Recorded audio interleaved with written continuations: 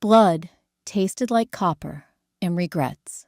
As the pavement rushed up to meet my face, my last thought wasn't of family or unfulfilled dreams. It was of Brenda, smiling in her designer suit, while security marched me out of the lobby. She stole my life, and I let her. But death didn't want me.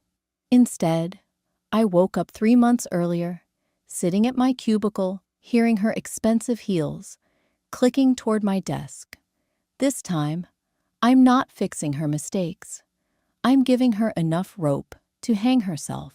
Fluorescent lights buzzed overhead, a persistent, mechanical hum that vibrated right behind my eyes.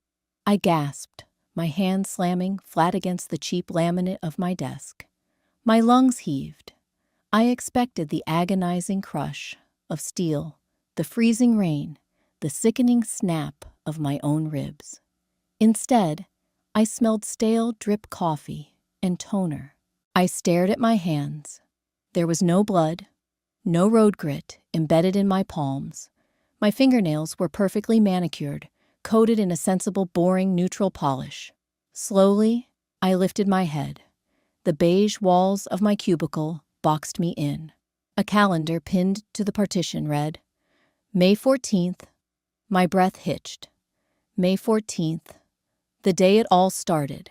Panic sharp and icy spiked through my veins. I clicked my mouse, waking up my monitor. The digital clock in the corner of the screen confirmed it. It was exactly 3 months before my termination. 3 months before the eviction. 3 months before I took a miserable gig, delivering food in a thunderstorm, just to make rent, only to get T-boned by a drunk driver at a blind intersection. Jess, Earth to Jess, you in there. The voice was like nails on a chalkboard, coated in artificial honey. I froze. The hair on my arms stood up. I knew that voice intimately. It was the voice that had testified against me in the HR boardroom. The voice that had feigned tears while tossing me into a wood chipper to save her own skin. I turned my chair. Brenda stood, leaning against my partition. She looked immaculate. A crisp, tailored ivory blazer, a silk emerald blouse, and a smile that didn't reach her cold, calculating eyes. In my past life, my first life, I guess I had looked at her with a mix of awe and envy. Brenda was everything I wasn't. Loud, confident, ruthless. She was the golden child of the regional accounts division. I was just the quiet, reliable workhorse. The girl who stayed late to clean up the messes. You look like you've seen a ghost, babe. Brenda set her perfectly threaded brows, furrowing in mock concern. Just a headache, I managed to say. My voice sounded foreign to my own ears. Steady, calm. Not the frantic, panicked squeak of the pushover I used to be. Well, pop an aspirin because I need a massive favor. She didn't wait for my consent. She slid a sleek silver USB drive across my desk. It clattered against my keyboard. I've been going over the quarterly vendor payouts, and the formatting on the raw data is a total nightmare. The system must have glitched when I exported it. Nothing aligns. My heart hammered against my ribs like a trapped bird. The glitch. In my previous life, I had taken that USB drive with a tired sigh. I had stayed until 9 p.m., parsing through thousands of rows of data. I had found the glitch, a massive discrepancy in the accounts payable. Over $200,000 routed to a vendor named Apex Solutions, a company I didn't recognize. Thinking it was a genuine database error, a simple duplication mistake, I had manually reconciled the numbers, smoothing out the ledger so the department wouldn't fail the Friday audit. I had fixed it using my secure login, my IP address, my digital fingerprints. When the corporate auditors eventually found the missing money, they didn't look at Brenda. They looked at the system logs. They saw Jessica Miller manually altering financial records to balance the books. Brenda played the shocked, betrayed supervisor perfectly. She claimed I must have been embezzling and tried to cover my tracks when I realized an audit was coming. I was fired, blacklisted from the industry, facing potential criminal charges, utterly bankrupt, and destroyed, all because Apex Solutions wasn't a glitch. It was a shell company registered to Brenda's brother-in-law. "It's just formatting," I asked, looking down at the silver drive. I wanted to smash it. I wanted to reach across the desk and wrap my hands around her throat. Just a total mess. Brenda sighed, examining a cuticle. "You're so much better at Excel than I am, Jess. You have that brain for it. The little details. If you could just massage the numbers so they match the master ledger by Friday, I'd owe you my life. I'd owe you my life." A bitter, cynical smile pulled at the corner of my mouth. I looked up at her, really looking at her. I saw the slight tension in her shoulders, the microscopic bead of sweat near her hairline. She was scared. The audit was looming, and she knew she had gotten sloppy. She needed a patsy. "Sure, Brenda," I said, my voice eerily soft. "Leave it with me. I'll make sure the numbers reflect exactly what happened." Relief washed over her face, immediate and obvious. "You are an absolute lifesaver. I'll buy you lunch next week. Promise." She turned and walked away, her heels clicking a rhythmic, arrogant beat down the carpeted aisle. I sat in silence for a long time. I reached out and picked up the USB drive. The metal was cool against my skin. I wasn't the same girl who had taken this drive last time.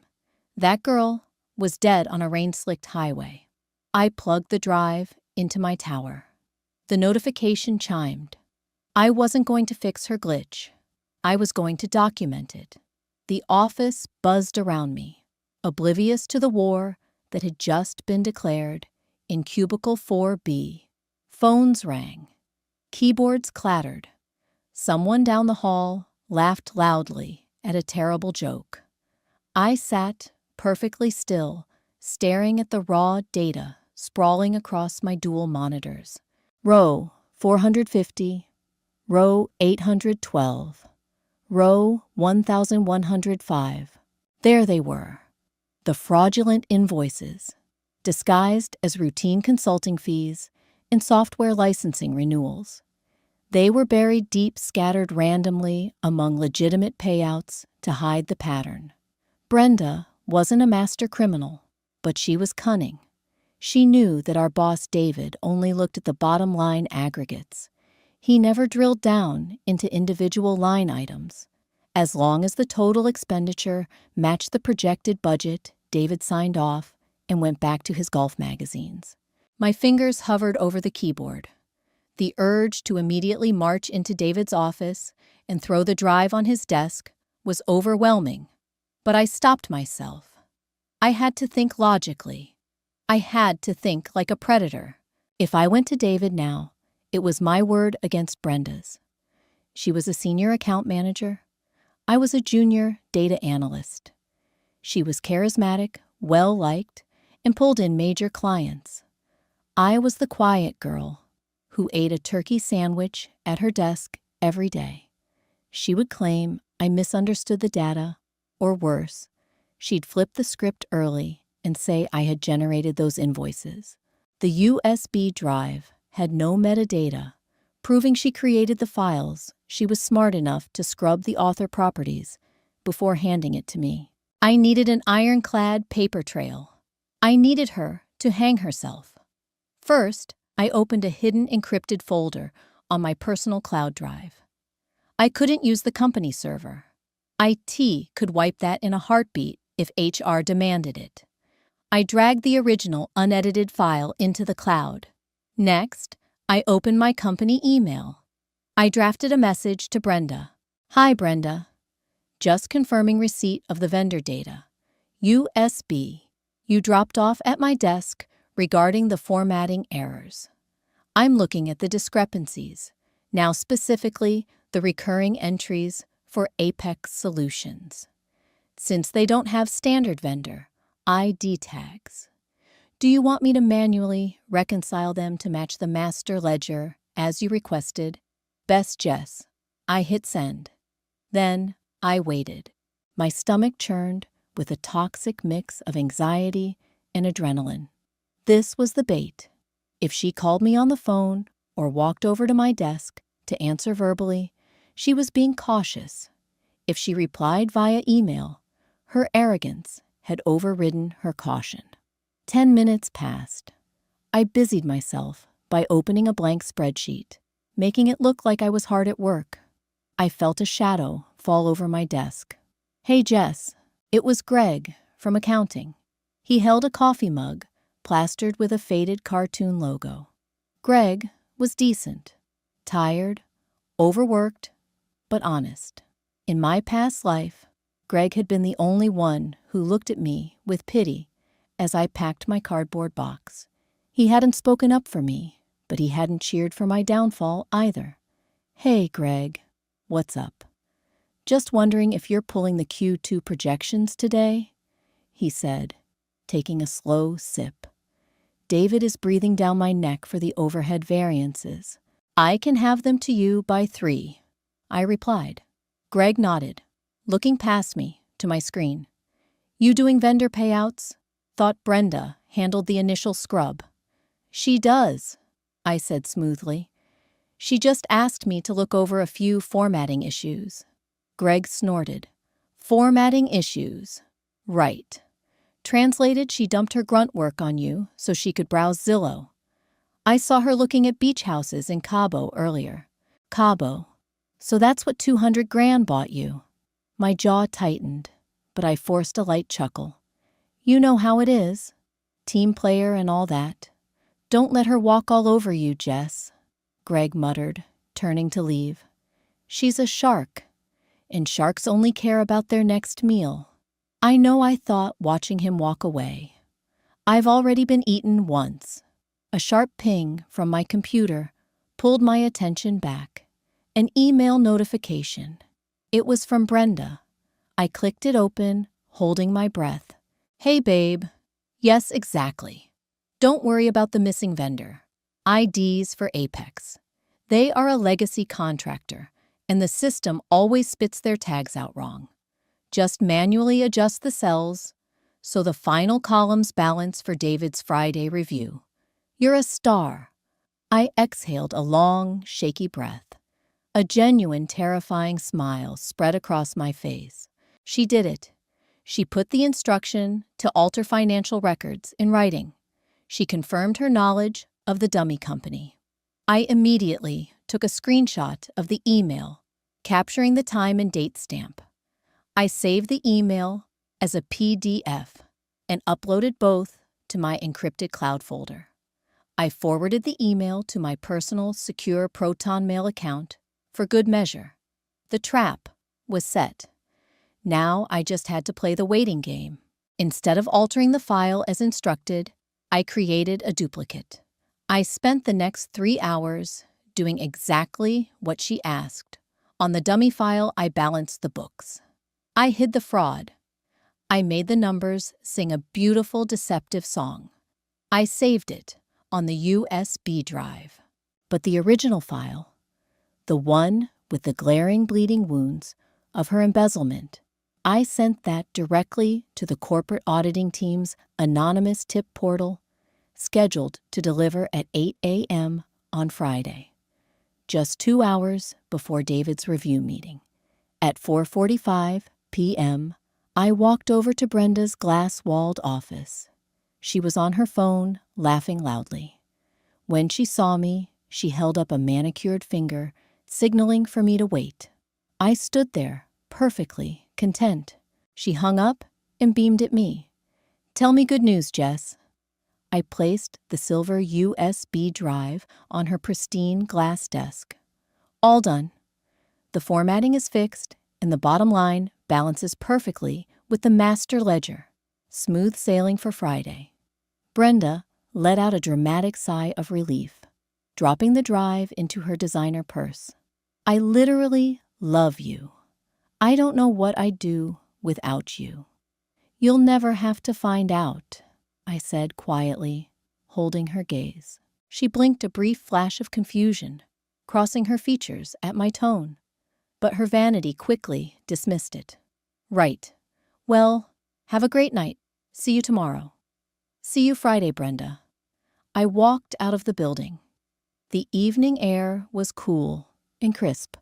There was no rain, no screeching tires, just the steady rhythmic heartbeat in my chest, beating a countdown to Friday morning.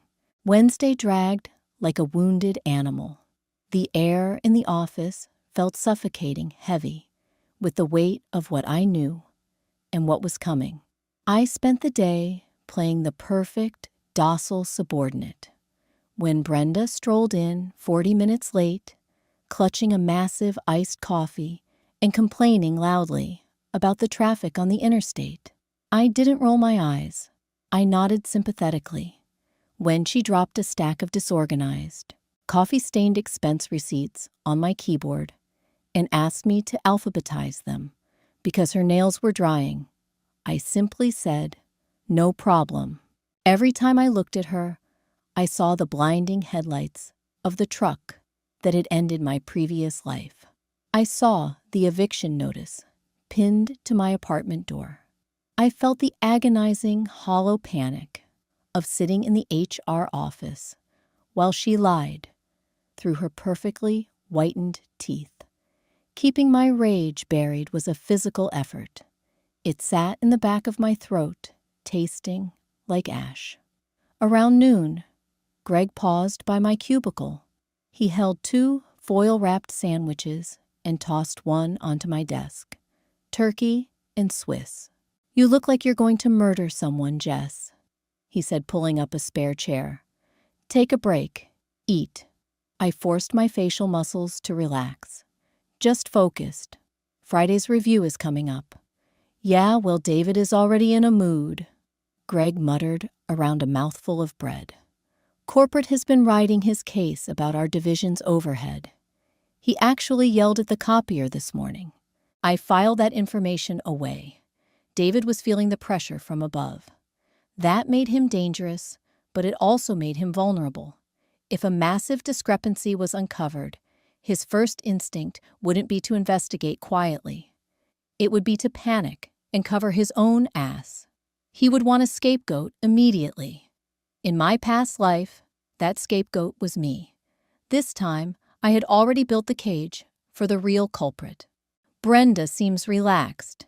At least, I noted casually, peeling the foil back from my sandwich. Greg scoffed. "Brenda is operating on a different planet. Did you see the new bag she brought in today? That's a $3,000 piece of leather. On a senior manager's salary, unless she's got a sugar daddy. She isn't mentioning the math. Doesn't math." My heart did a strange, erratic flutter. Greg noticed the discrepancy in her lifestyle. If Greg noticed it, others probably did too. It was a thread I could pull if things got messy. Thursday arrived with a sudden terrifying complication. At 10 a.m., an automated email popped up from the IT department. Mandatory server maintenance and security sweep at 1 p.m. All local drives will be scanned for unauthorized software and non-compliant file structures. Cold sweat broke out across my forehead.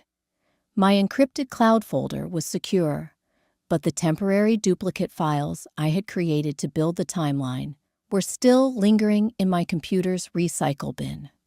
If IT ran a deep diagnostic, they might flag the raw, unaltered Apex Solutions data sitting alongside the doctored files I had returned to Brenda. I had exactly 3 hours to scrub my digital footprint down to the bare metal. I abandoned my actual work. I went into the command prompt, running manual deletion scripts to overwrite the sectors of the hard drive where the temporary files had lived. I purged the cache. I deleted my browser history. I even wiped the Slack messages between myself and Greg, just in case. I needed to look like a ghost. By 12:45 p.m., my machine was clean. I leaned back in my chair, my heart hammering against my ribs. Jess, I jumped my knee, slamming into the underside of the desk. Brenda was standing there, holding a glossy travel brochure. "You okay? You look pale," she said. But she wasn't actually looking at me. She was admiring her own reflection in the darkened screen of my second monitor. "Fine. Just skipped breakfast." "Well, make sure you're sharp for tomorrow," she said, leaning in. Her perfume was overwhelming, something floral and expensive that choked the air out of my cubicle. "David is going to want to see the vendor payouts first thing." I told him I personally oversaw the reconciliation, but I need you in the room to answer any granular tech questions if he gets nosy about the software glitches. My blood ran cold. She was dragging me into the boardroom. She wasn't just going to present the forged numbers. She was going to use me as a physical shield. If David asked a hard question, she would pivot to me. Jess handled the data entry David asked her. "I'll be there," I said, keeping my voice entirely flat. "I've got everything documented." "Perfect," she smiled, tapping the brochure against my desk. "By the way, I'm thinking of taking next week off. A little trip to the Bahamas. You can handle the daily reports while I'm gone, right?" "Sure, Brenda. Take all the time you need." She walked away, humming under her breath. I watched her go, my hands curled into tight fists under the desk. She was planning a vacation on the money she stole, fully expecting me to hold down the fort and take the fall if the walls ever caved in. I opened my secure Proton Mail account on my phone. The scheduled email was still sitting in the outbox. Addressed to Corporate Audit, the VP of Finance, and the anonymous whistleblower tip line. Attached was the raw data, the screenshot of Brenda's email explicitly instructing me to alter the records. A clear, undeniable map of her shell company. Delivery time: Friday, 8 a.m. I locked my phone and slid it into my pocket. Tomorrow, Brenda wouldn't be booking a flight to the Bahamas. She would be calling a lawyer. Sleep was a luxury I abandoned completely on Thursday night. I sat on the floor of my cramped apartment, staring at the digital clock on my microwave. Every red glowing number felt like a physical blow. 3 a.m., 4:15 a.m., 5:30 a.m. I showered in water so hot it turned my skin pink. I dressed meticulously, not the oversized cardigans and scuffed flats of the girl who died on the highway. I wore a tailored charcoal blazer I had bought at a thrift store and spent hours altering by hand. I wore sharp black trousers. I pulled my hair back into a tight, unforgiving knot. I looked like a woman going to a funeral. In a way, I was. I arrived at the office at 7:15 a.m. The parking lot was mostly empty, shrouded in a thin layer of coastal fog. The building was quiet, save for the hum of the HVAC system. I walked to my desk, turned on my computer, and waited. At 7:45 a.m., Greg shuffled in, clutching his oversized coffee mug like a lifeline. He gave me a tired nod. A few other early birds trickled in. At 7:55 a.m., I opened my personal email on my phone. I watched the outbox. 5 minutes, my mouth was dry. I took a sip of water, but it tasted like dust. What if the email bounced? What if corporate compliance ignored it? What if Brenda had somehow gotten to the auditors first? The doubts swarmed like hornets, threatening to paralyze me. I forced myself to breathe. 4 seconds in, hold, For 4. Out for 4. 8 a.m. The screen on my phone blinked. The email vanished from the outbox. Sent. I let out a breath. I felt like I had been holding for 3 months. It was done. The digital bomb was in the mail. Now, it was just a matter of who opened it first. At 8:15 a.m., David arrived. He looked flustered, carrying his briefcase and a cardboard tray of coffees. He walked briskly past the bullpen and shut his office door. At 8:30 a.m., the atmosphere in the office shifted. It wasn't a sound, but a distinct drop in pressure. I saw David's assistant, a nervous kid named Mark, practically run to the printer, snatch a stack of papers, and sprint back into David's office. A moment later, the blinds on David's glass walls snapped shut. Greg looked over his partition, frowning. "What's going on in the fishbowl? David never shuts his blinds." "Maybe a bad call with corporate," I said, casually, keeping my eyes on my spreadsheet. At 8:45 a.m., Brenda made her grand entrance. She was wearing a stunning crimson dress that practically screamed for attention. She looked radiant, untouchable. She walked past my desk, dropping a heavily modified latte near my keyboard. "Morning, Jess, big day," she chirped. "Meeting is at 9:30. Bring the USB." "I have it right here," I said, tapping my pocket. She smiled, a predatory, self-satisfied smirk, and walked into her office. She left her door wide open, settling into her plush leather chair to check her makeup in a compact mirror. She had no idea the ground beneath her had already collapsed. At 9:05 a.m., the elevator doors at the end of the hall chimed. I looked up. 3 people stepped out. They weren't wearing the standard business casual of our regional branch. They wore severe dark suits. 2 men and 1 woman. They carried locked briefcases.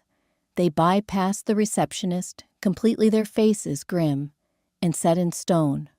The woman in the lead walked directly to David's office and knocked twice before opening the door without waiting for an answer.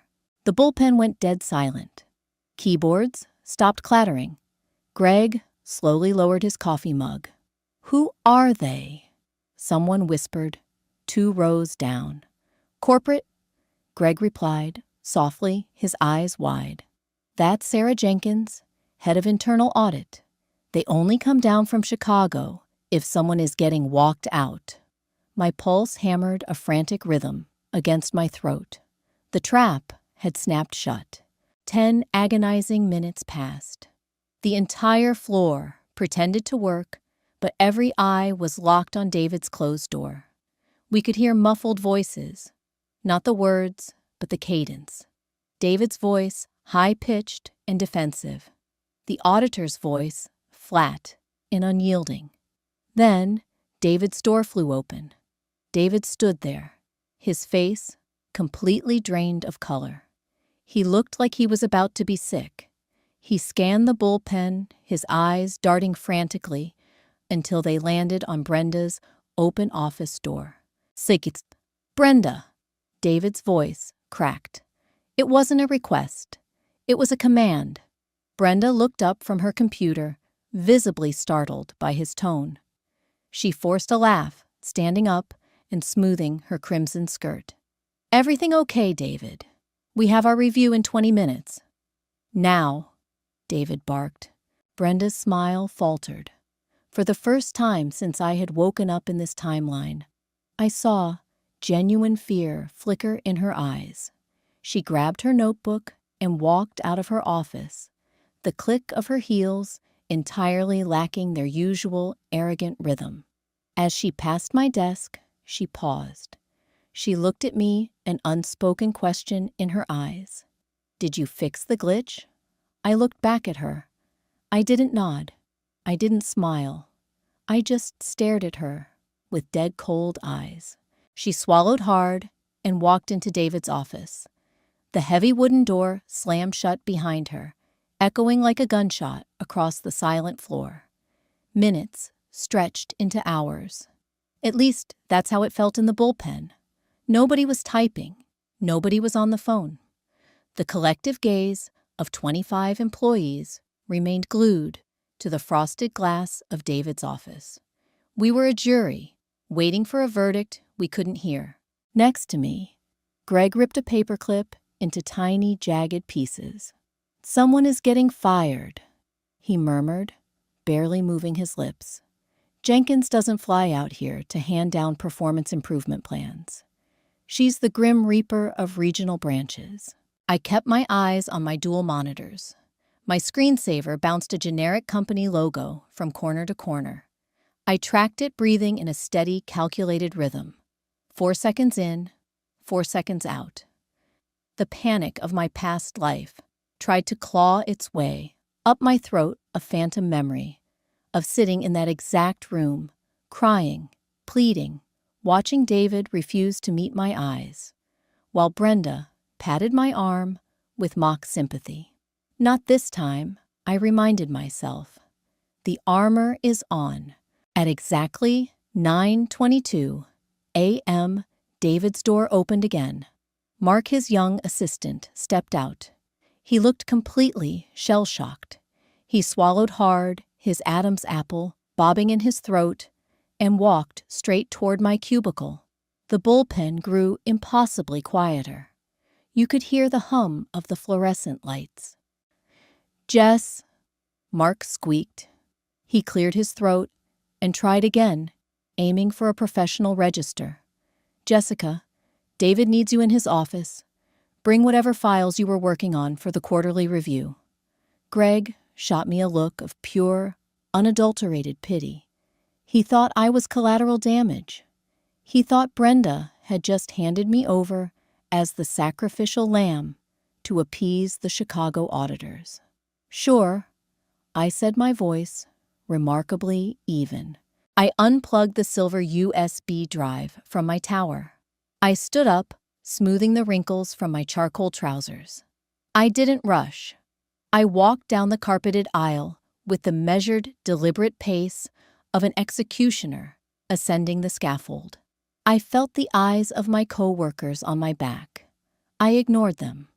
I stepped into David's office, and the heavy door clicked shut behind me, sealing us in. The air conditioning in here was cranked to freezing, but David was sweating. Dark, wet patches stained the underarms of his expensive blue button-down. He sat behind his massive mahogany desk, looking 20 years older than he had yesterday. Sarah Jenkins sat opposite him. She was severe, wearing a black suit with zero jewelry. Her gray hair was cut into a sharp bob. Beside her sat the two silent men with their locked briefcases. And then there was Brenda. She sat in the leather guest chair, her legs crossed tightly. Her posture was rigidly perfect, but her knuckles were white where she gripped the armrests. Her crimson dress, which had looked so powerful 30 minutes ago, now just made her look like a target. "Jessica," David started, his voice wavering slightly. He cleared his throat. "Please take a seat." I sat down in the empty chair next to Brenda. She didn't look at me. She stared straight ahead at Sarah Jenkins. "Ms. Miller," Sarah said, her tone devoid of any warmth. "My name is Sarah Jenkins. I am the Director of Internal Audit. We are currently reviewing the Q2 vendor payouts for this regional branch. A severe discrepancy has been brought to our attention regarding a vendor labeled Apex Solutions." She paused, letting the silence hang. It was an interrogation tactic. I knew it. Brenda knew it. Brenda cracked first. As I was just explaining to Sarah, Brenda interjected, her voice artificially sweet, coated in a thick layer of forced calm. I caught the formatting errors in the raw data pull on Monday. I handed the file off to Jessica to reconcile. She handles our data entry. I explicitly told her to flag any unknown vendors. It seems she took it upon herself to manually force the columns to balance without verifying the vendor IDs. It's a massive oversight, obviously, and I take full responsibility for trusting a junior analyst with such critical, final-stage reporting. It was a masterclass in corporate survival. Throw the subordinate under the bus, claim negligence rather than malice, and frame it all as a tragic failure of delegation. In my past life, this exact speech had destroyed me. I had stammered. I had cried. I had tried to explain that I was just doing what I was told, but I had no proof. This time, I didn't stammer. I didn't cry. I turned my head and looked directly at Brenda. That is factually incorrect. Brenda flinched. She hadn't expected pushback. She expected the quiet, reliable workhorse to fold under the pressure of corporate management. She recovered quickly, forcing a patronizing smile. "Jess, sweetheart, I know you're stressed. It's okay. We all make mistakes. I didn't make a mistake." I interrupted my voice, sharp enough to cut glass. I shifted my gaze to Sarah Jenkins. On Monday, Brenda provided me with a USB drive containing the raw Q2 data. She instructed me to alter the figures to hide a $200,000 variance routed to Apex Solutions. David gasped. Brenda slammed her hands down on the armrests. "That is an absolute lie." Brenda shrieked, her carefully cultivated professional veneer shattering instantly. "David, are you going to let her sit here and slander me? She messed up the ledger, and now she's trying to save her own skin." Sarah Jenkins raised a single manicured hand. The gesture was so commanding that Brenda snapped her mouth shut, though her chest heaved with panicked breaths. "Ms. Miller," Sarah said, her dark eyes locking onto mine, "those are very serious allegations. Do you have anything to substantiate them?" I reached into my pocket and placed the silver USB drive on the mahogany desk. It landed with a dull, heavy clink. "This drive contains 2 files," I said, calmly projecting my voice so every syllable rang clear in the tense room. "The first is the doctored ledger Brenda requested. The second is a complete forensic map of the original unaltered data, highlighting exactly how the funds were diverted.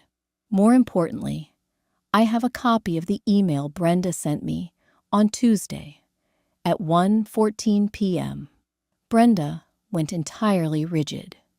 The color drained from her face, leaving her foundation looking like a pale, chalky mask. In that email, I continued unblinking. Brenda explicitly confirms her knowledge of Apex Solutions, claims they are a legacy contractor with missing ID tags, and orders me in writing to manually adjust the cells so the final columns balance for David's Friday review. "No," Brenda whispered. The word barely made it past her lips. "I didn't." Sarah Jenkins didn't wait for her to finish. She unlatched her briefcase. The metal clasps clicked loudly. She reached inside and pulled out a manila folder, sliding a single sheet of printed paper across the desk toward Brenda. "We are aware of the email, Ms. Miller," Sarah said flatly. "A copy of it was securely transmitted to our whistleblower portal this morning at 8 a.m., along with the raw data files linking Apex Solutions to an LLC registered under the name of Brenda's brother-in-law." David buried his face in his hands, letting out a long, groaning exhale. He was ruined, but he wasn't the target. Brenda stared at the printed email sitting on the desk. Her eyes were wide, bloodshot, and terrifyingly blank. She looked like a driver who had just realized they were heading the wrong way down a one-way highway, bracing for the inevitable, fatal impact. Denial is a fascinating human reflex. Even when the car is actively crushing your ribs, your brain tries to convince you it's just a bad dream. I watched Brenda's brain violently reject her new reality. "This is fabricated," Brenda said. Her voice was thin-reedy, lacking all of its usual booming authority. She pointed a trembling finger at me. "She forged this. Jessica hacked my email. She's jealous. She's always been jealous of me. David, you know me. I pulled in the massive accounts last year. I would never do this." David slowly lowered his hands. He looked at her with pure, unadulterated disgust. "Apex Solutions. Brenda, it's registered to your sister's husband. Compliance ran the background check the second the whistleblower email hit their desk this morning. The IP addresses for the shell company's bank access match your home network." The silence in the room became absolute. It wasn't the tense silence of a jury anymore. It was the heavy, suffocating silence of a morgue. Brenda slumped back into the leather chair. The fight completely drained out of her, replaced by a hollow, vacant terror. The $3,000 bag resting by her feet suddenly looked like an anchor tied to a drowning woman. $200,000 isn't a rounding error. Brenda Sarah Jenkins stated, her voice as cold as absolute zero. "It is felony wire fraud, corporate embezzlement, and falsification of financial records. Your employment with this company is terminated immediately effective as of 9 a.m. this morning." "This, Sarah, please," Brenda whispered, tears finally spilling over her dark lashes. They weren't the fake, manipulative tears she had used to fire me in my past life. These were real, agonizing tears of a predator caught in a steel trap. "I can pay it back. I just needed a bridge loan. My husband made some bad investments. If you just let me quietly resign, I can wire the money back by Monday." "We are not a bank, Brenda," Sarah replied, unyielding. "We don't offer bridge loans, and we don't handle criminal matters internally." Sarah nodded to one of the silent men beside her. He pulled a sleek radio from his suit jacket, pressed the button, and spoke quietly into the mic. "Bring them up." Brenda let out a choked sob. "Bring who up, Sarah? Please don't do this. My kids, my reputation. Please." She turned to David, practically begging. David simply looked away, staring a hole into the plaster wall. Then, desperately, she turned to me. Jess, tell them. Tell them it was a mistake. You can fix the numbers. You're so good at the numbers. Please." I looked at her. I searched my soul for a drop of empathy. I searched for the quiet, subservient girl who used to shrink whenever someone raised their voice. But that girl was gone, scraped off the asphalt on a rainy night. All that was left was a cynical, hardened shell. "I did fix the numbers, Brenda," I said quietly. "I made them tell the truth." Heavy footsteps echoed outside the frosted glass. The door to David's office opened. 2 uniformed police officers stepped inside, followed closely by the building's head of security. The bullpen outside erupted into frantic, hushed whispers. Through the open door, I could see Greg, standing up his coffee mug, forgotten on his desk, staring in utter disbelief. "Brenda Vance," the lead officer asked, stepping forward. Brenda shrank into the leather chair, as if trying to melt into it. No. Ma'am, please stand up." They didn't give her a choice. The officer grabbed her by the arm, pulling her to her feet.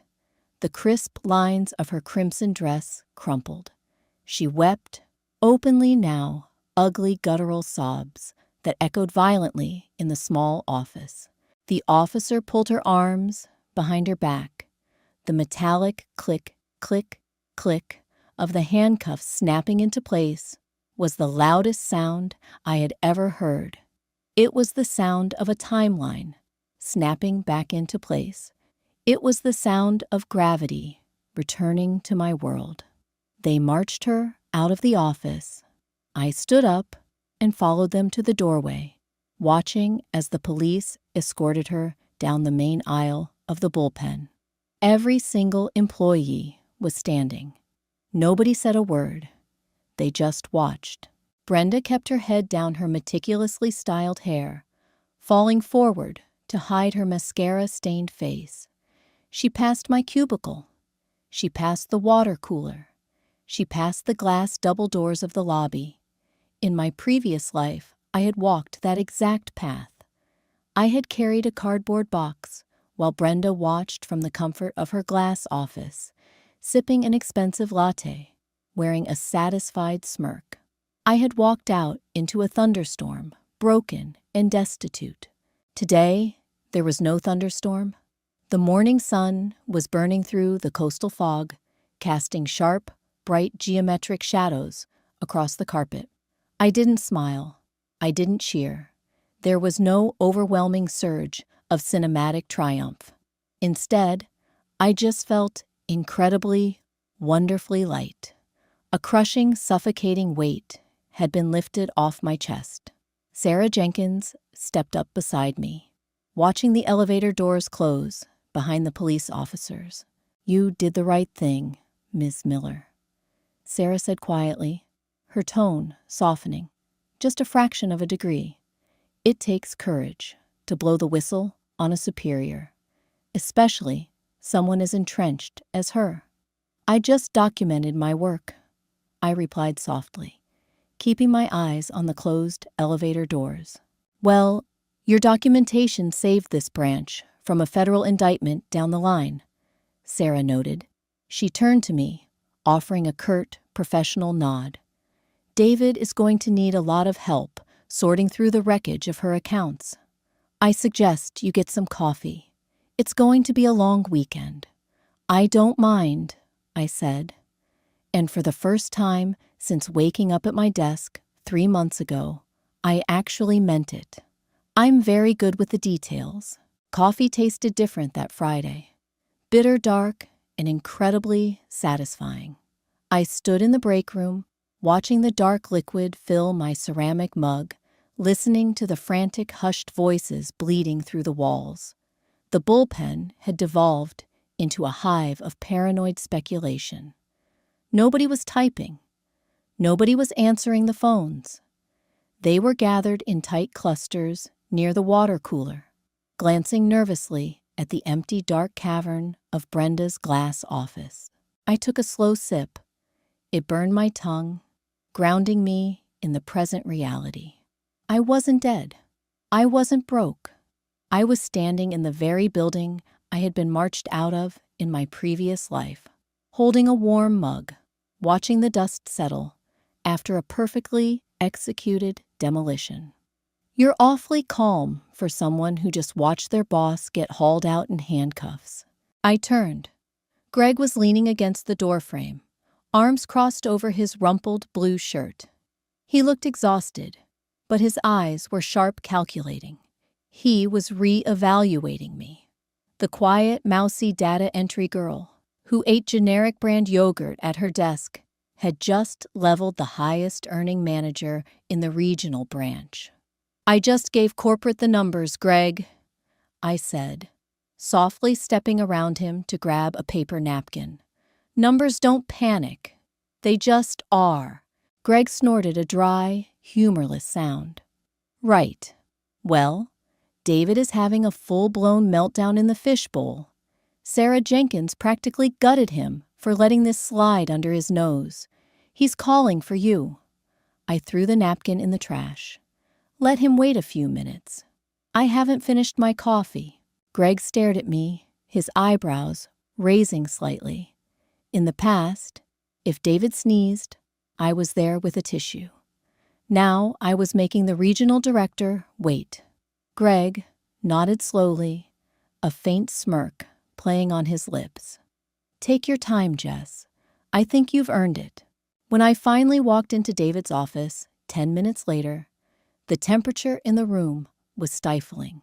Sarah Jenkins and her corporate team had already packed up and left to commandeer the main conference room, leaving David alone in the wreckage. He was frantically flipping through physical files, his desk a chaotic explosion of manila folders and loose paper. He looked up when I closed the door. He looked thoroughly defeated. Jessica, he breathed, collapsing heavily into his chair. Sit, please. I sat in the same chair I had occupied an hour ago. The leather was still cold. Jenkins wants a complete forensic audit of every single account Brenda touched over the last 3 years, David said, dragging a trembling hand over his face. Every vendor, every invoice, every expense report. If we don't present a clean, itemized damage report to Chicago, by the end of the month, they are going to gut this branch. They'll fire me. They'll fire half the floor. He looked at me, desperation leaking out of every pore. He wasn't asking me to help him. He was begging me to save him. That is a massive undertaking, David. I said, my voice measured and professional. Brenda managed 40% of our regional portfolio, reconciling 3 years of data without her passwords or context will require hundreds of hours of cross-referencing. I know, he pleaded, but you know her filing system better than anyone. You found the Apex Solutions discrepancy. You understand how she hid the variables. I do. I let the silence stretch. I let him feel the absolute weight of his dependency on me.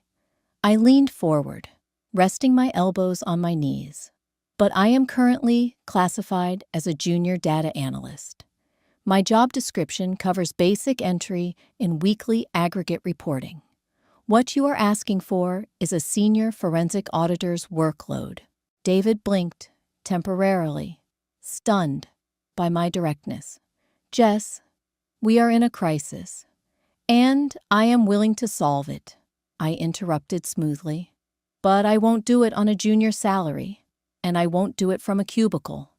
I want Brenda's office. I want the senior account manager title. And I want the compensation package that reflects the role I will be performing to save this branch from a federal shutdown. David's mouth opened and closed. He looked at me as if he were seeing a stranger. And he was. The girl who would have worked 80-hour weeks for a pat on the head and a pizza party was dead. I can't authorize a promotion of that scale without corporate approval, he stammered.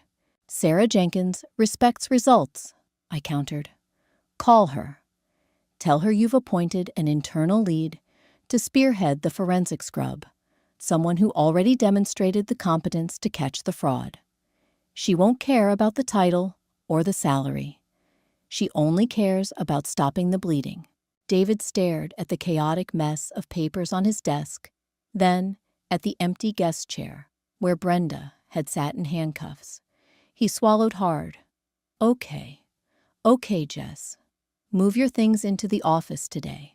I'll draft the title change for HR. I stood up. I'll have a preliminary damage assessment on your desk by Monday morning. I walked out of his office. The bullpen was still buzzing, but I ignored it. I walked directly to my cubicle, grabbed a cardboard box, and began packing my few personal items. My coffee mug, a small potted succulent, the framed photo of my cat.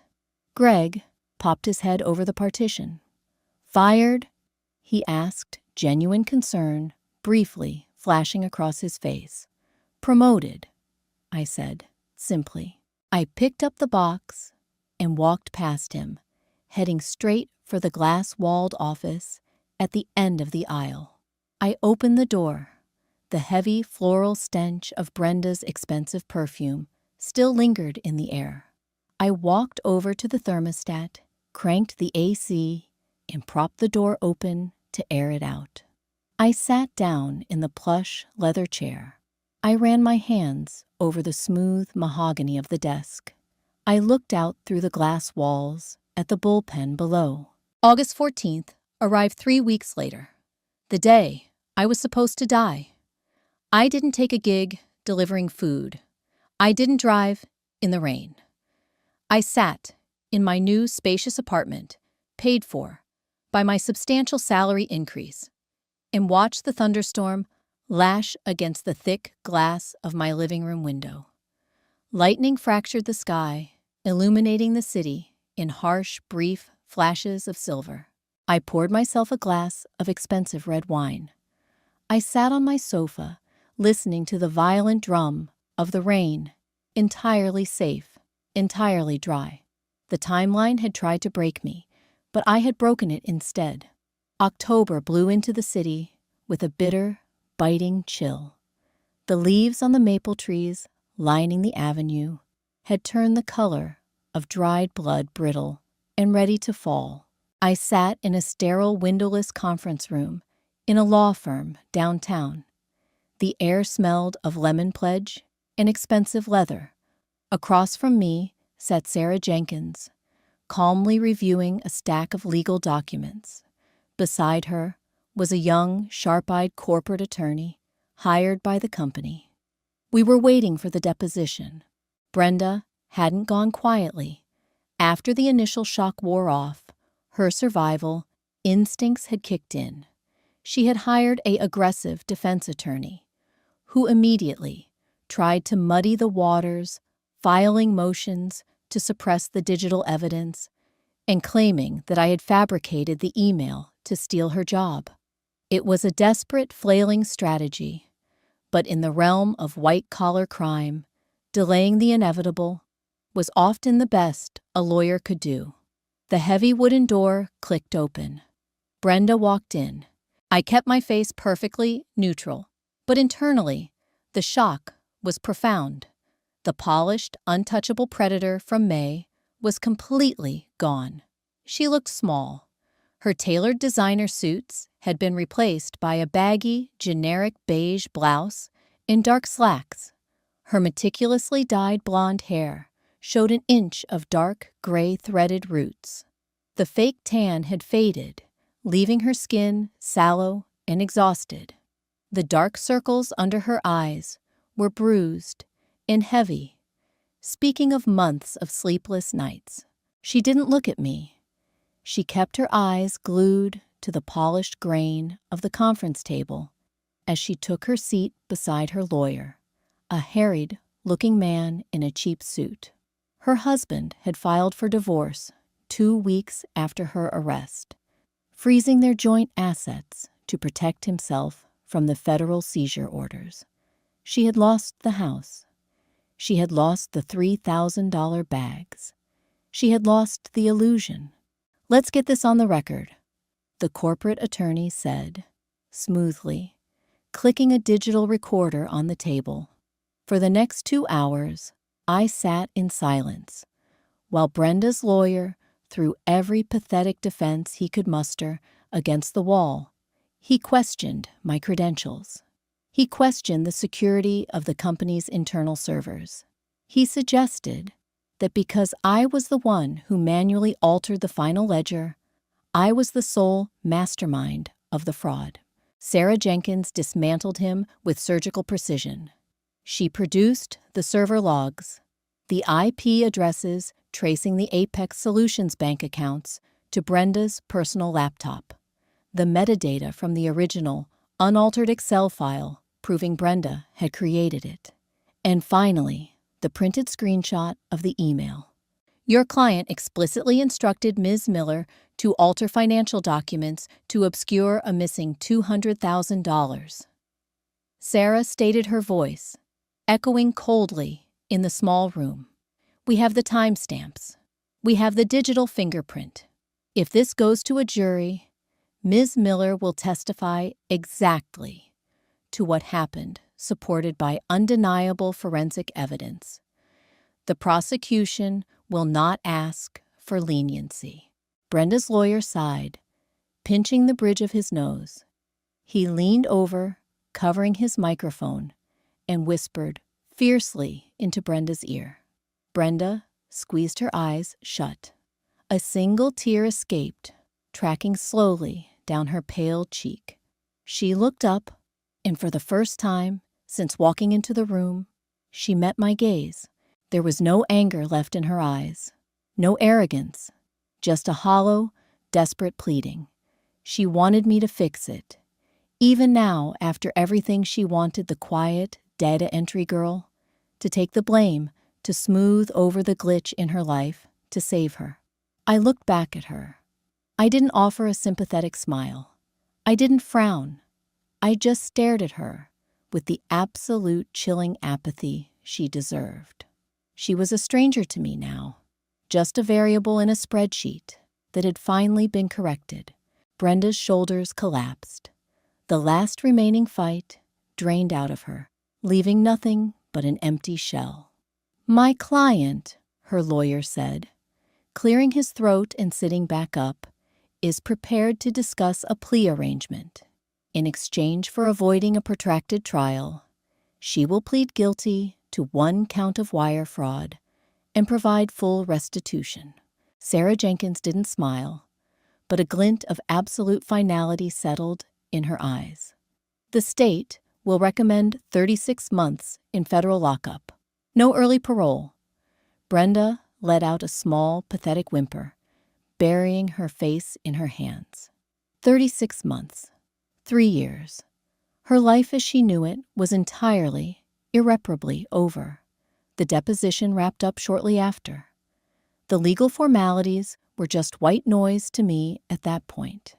The battle was over. The war was won. I walked out of the law firm and onto the bustling Chicago sidewalk.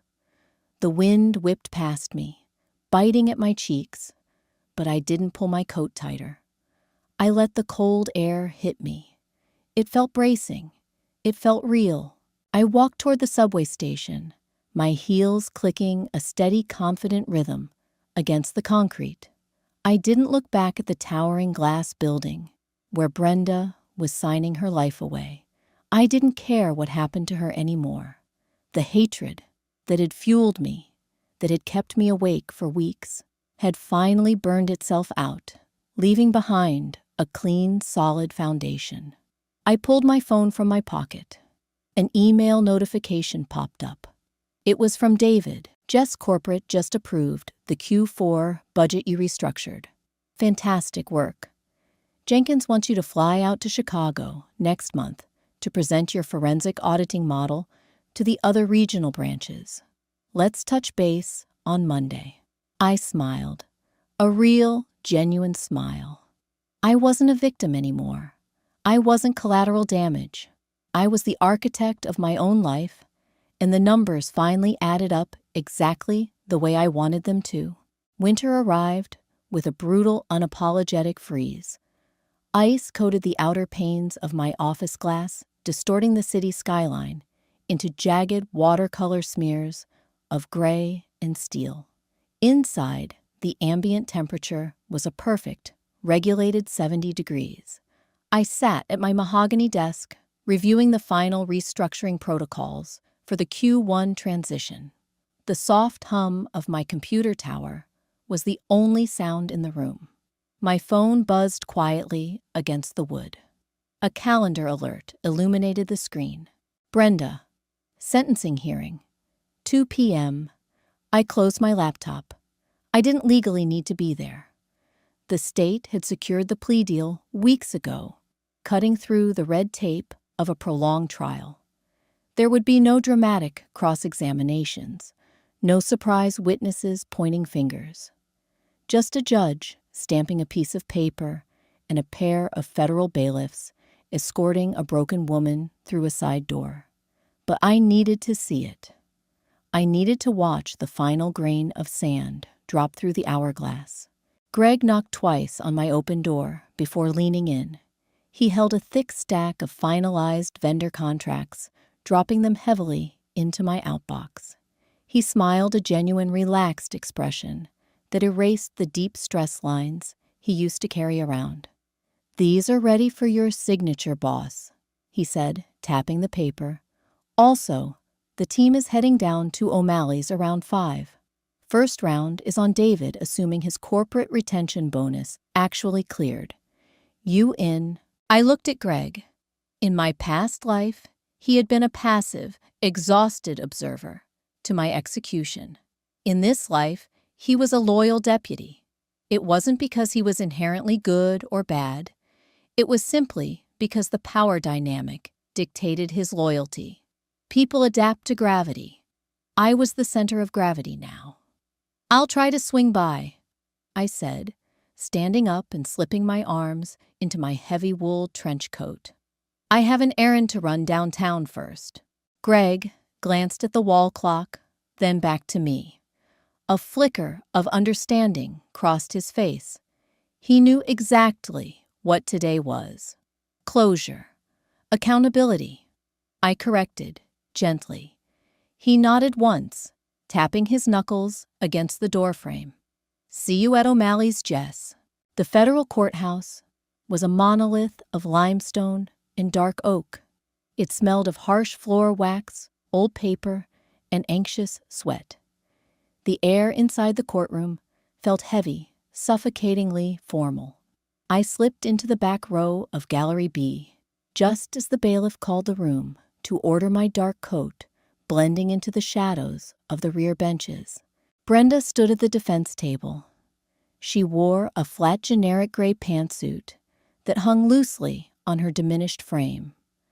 Her blonde hair was pulled back into a severe, joyless clip at the nape of her neck. She looked entirely unremarkable. That was the most jarring part of all.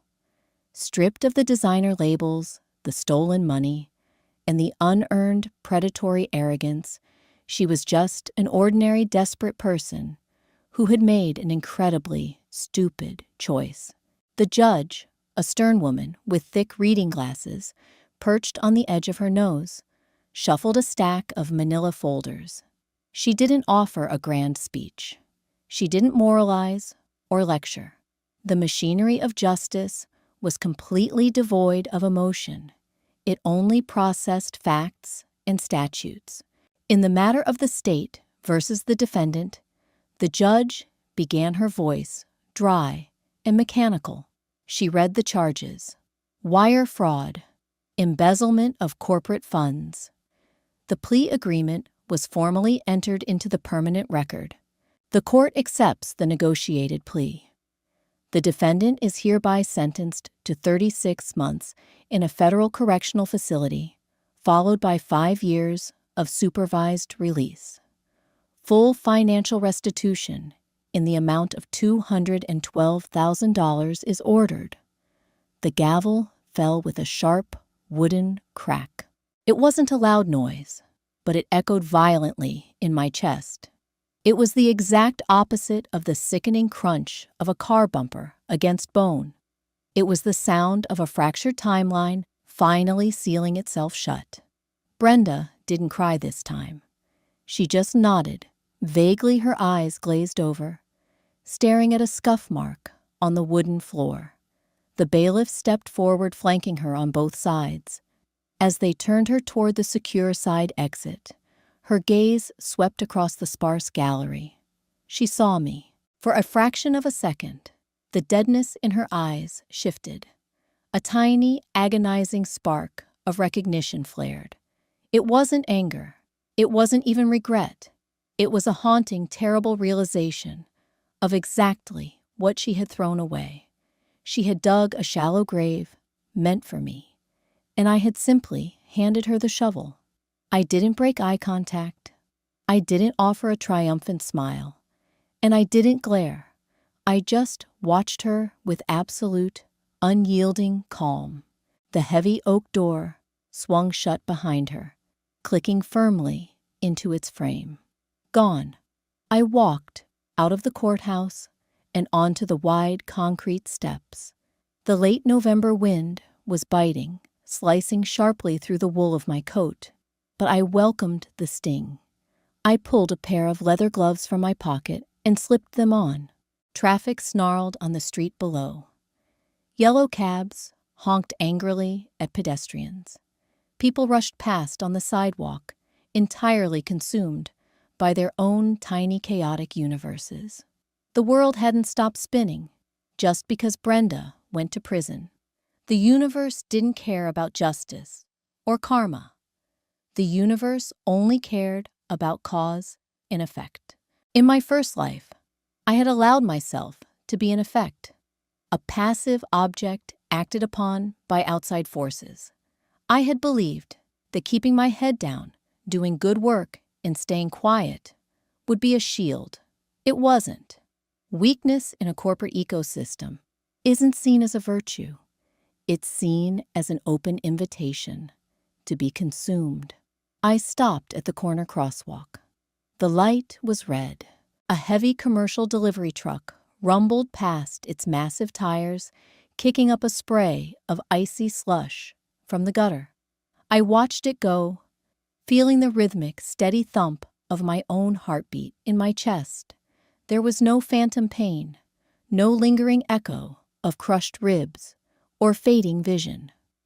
The terrified girl who died on that rain-slicked highway was finally, truly at peace. The pedestrian light flipped to a glowing white figure.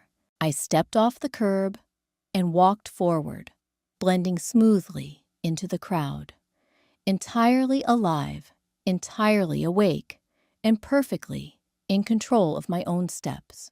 Thank you for sticking with me through this entire journey. Reborn isn't just about second chances. It's about learning how to build your boundaries with bricks instead of paper. If you enjoyed this deeply grounded revenge story, please drop a like and leave a comment below. Tell me about a time you finally stood up for yourself at work or in life. Don't forget to hit that subscribe button and share this video with anyone who needs a reminder that standing your ground is always worth it. I'll see you in the next story.